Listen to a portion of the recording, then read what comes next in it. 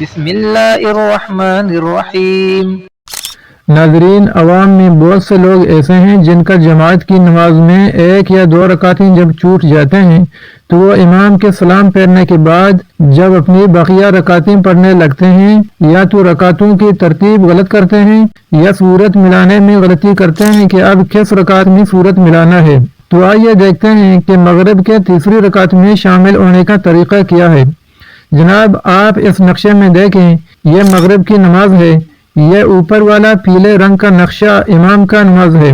یہ پہلی رکعت ہے جن میں امام ثنا یعنی سبحانک اللہم، فاتحہ یعنی حمد شریف اور سورت پڑھتا ہے۔ یہ دوسری رکعت ہے جس میں امام فاتحہ اور سورت پڑھتا ہے۔ یہ تیسری رکعت ہے، اس میں امام صرف فاتحہ پڑھتا ہے اور سورت نہیں ملاتا ہے۔ پھر یہ نیچے والا پیلے رنگ کے نقشے میں مقتدی ہے۔ دیکھیں، یہ تیسری رکعت میں شامل ہو رہا ہے۔ اس میں مقتدی کو خاموش کھڑا ہونا ہے۔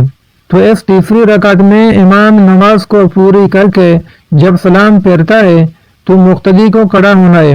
اس میں مقتدی کو ثنا پڑھنا ہے، پھر فاتحہ اور پھر سورت بھی ملانا ہے، اور پھر رکوع سجدہ کر کے بیٹھ کر تشہد پڑھنا ہے۔ تو یہاں سے اکثر لوگ غلطی کرتے ہیں کہ اتحیات کے لیے نہیں بیٹھ جاتے ہیں۔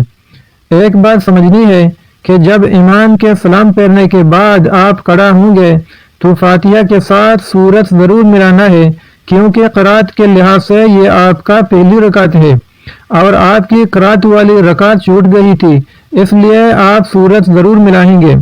لیکن رکعتوں کی ترتیب کے لحاظ سے یہ آپ کا دوسری رکعت ہے، اسی لیے آپ نے اس رکعت کو پڑھ کر اتحیات کے لیے بیٹھ جانا ہے، کیونکہ ہر دوسری رکعت کے بعد اتحیات ہے۔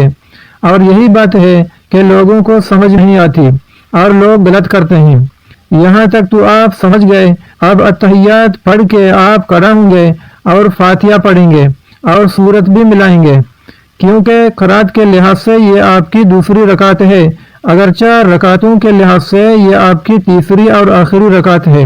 تو جناب، آپ فاتحہ اور سورت پڑھ کے رکوع سجدہ کر کے معمول کے مطابق تشہد پڑھتے ہیں اور سلام پھیرتے ہیں۔ تو ناظرین، آپ میں سے اگر کسی کو نماز کے کسی بھی رکعت میں شامل ہونے کا طریقہ جاننا ہے تو کمنٹ کریں، ہم ویڈیو کی شکل میں آپ کو سمجھانے کے لیے تیار ہیں انشاءاللہ تعالی۔